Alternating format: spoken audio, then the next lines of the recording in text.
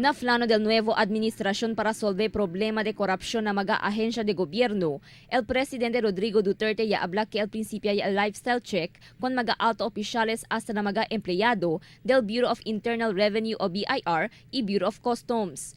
El BIR y Bureau of Customs cuantos na mga ahensya que de mas temprano ya identifica como mga most corrupt government agency na entero país. El man monitor y chequea con el mga propiedad y riqueza del mga opisyales y empleyado. Incluido también na lifestyle check el número y clase de mga privado vehículo ta usa mga opisyal y empleyado. Ya reitera también si Duterte que tiene ele manera kilaya sabe con el mal actividad hacia mga opisyal de gobierno. El enfrenta según propio castigo mga opisyal quien descubrita viola na mandato del administrasyon. El problema de korupsyon na país, uno na mga prioridad de Duterte que quiere resolver adentro de 6 meses. Incluido también na su mga prioridad el problema de crimen y droga que ta proliferan entero país.